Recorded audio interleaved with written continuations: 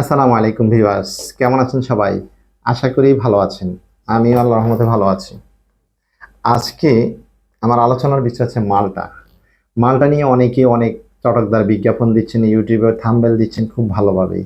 এই বিষয় নিয়ে আলোচনার পূর্বে আপনাদের কাছে ছোট্ট একটা অনুরোধ, যারা আমার চ্যানেলটিতে নতুন তারা আমার চ্যানেলটিকে সাবস্ক্রাইব করবেন, কমেন্টস করবেন, লাইক করবেন, শেয়ার করবেন। আর যারা সাবস্ক্রাইব করেছেন অলরেডি তাদেরকে ধন্যবাদ।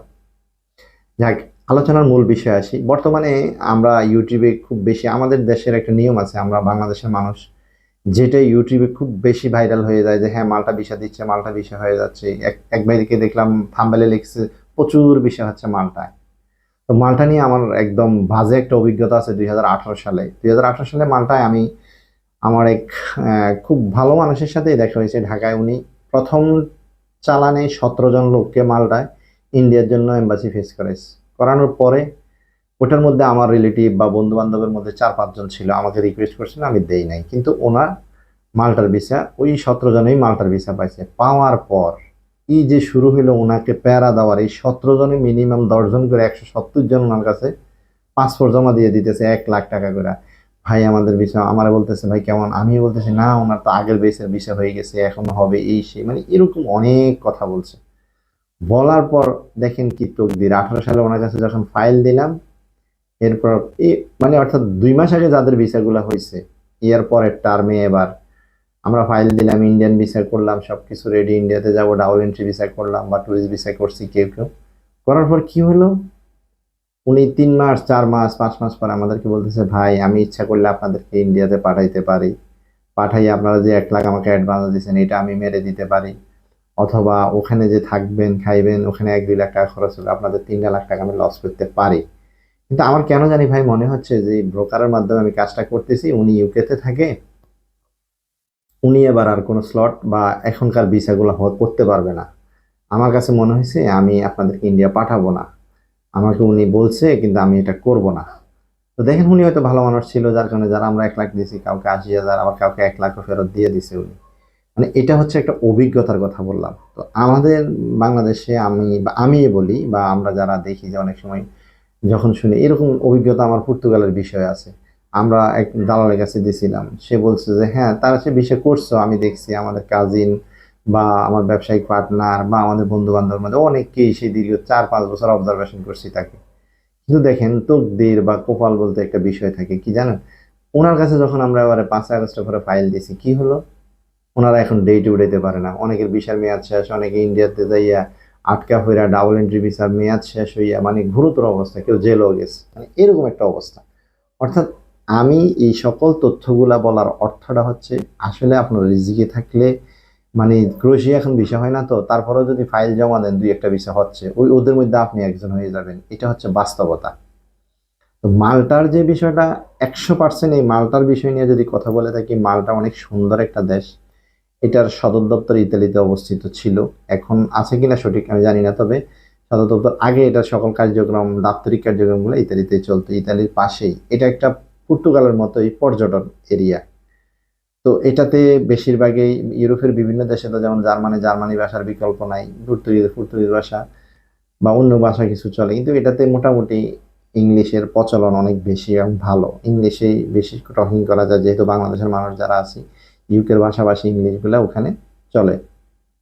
এখন বিষয় হচ্ছে মাল্টার যে বিষয়গুলো নিয়ে আমি আপনাদের সাথে আলোচনা করবো।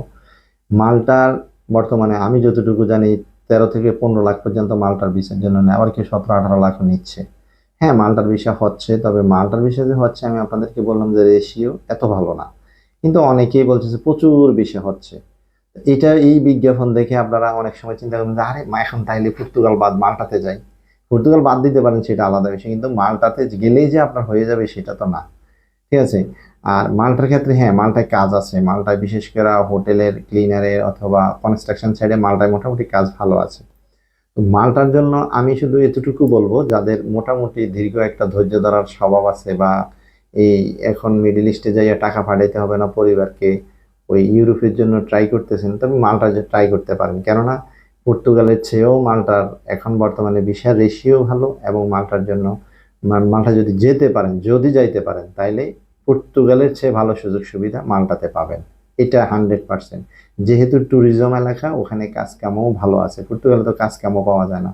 যদি অল্টারনেটিভ হিসেবে ধরে নিতে পারেন, সেটা মালটা আপনাদের জন্য পারফেক্ট হইতে পারে। তবে এর মানে এই নয় যে পর্তুগালে যেভাবে জানুয়ারি বা গত এই 24 সালের লাস্টে ঢালাওভাবে ভিসা দিছে, কানাডা 2023 সালে ঢালাওভাবে ভিজিট ভিসা দিয়ে দিছে, এরকম না। তবে মাল্টার কিছু কিছু ভিসা হইতেছে বর্তমানে।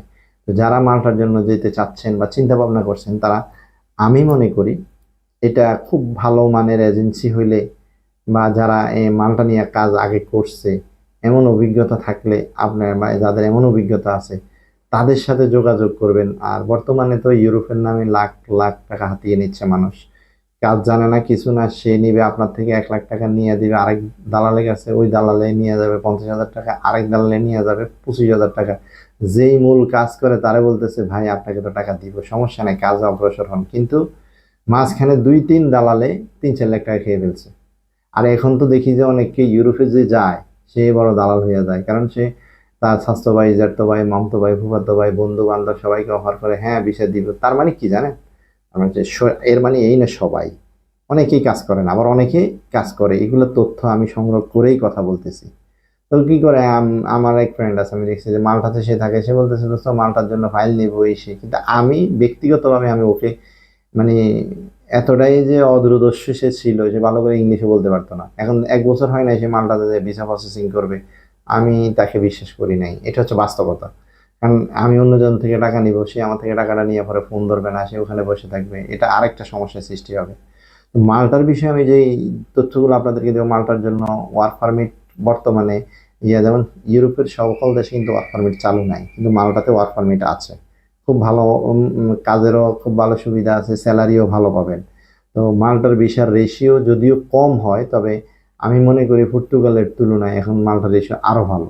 এই জন্য যারা বা মাল্টার জন্য আপনাকে বর্তমানে এই সবচেয়ে বড় প্লাস পয়েন্ট যেটা, সেটা হচ্ছে মাল্টার জন্য আপনাকে ইন্ডিয়া যেতে হবে না, বাংলাদেশেই ফাইল জমা নেবে, বাংলাদেশ থেকে আপনি কাজ করতে পারবেন। এই জন্য আমি আপনাদেরকে বলছি যে হ্যাঁ, মাল্টা ইচ্ছা করে যদি ভালো মানের কোনো এজেন্সি পান, মাল্টার জন্য ট্রাই করতে পারেন। বর্তমানে মাল্টার ভিসা হচ্ছে, তবে একেবারে যেভাবে ইউটিউবে বিজ্ঞাপন দেখে আপনি মনে করবেন যে জমা দিচ্ছেন মানে ভিসা হয়ে যাবে, এরকম চিন্তা ভাবনা থেকে বের হয়ে আসে। আশা করি আমি আপনাদেরকে যা বলছি বুঝতে পারছেন। ভালো থাকবেন।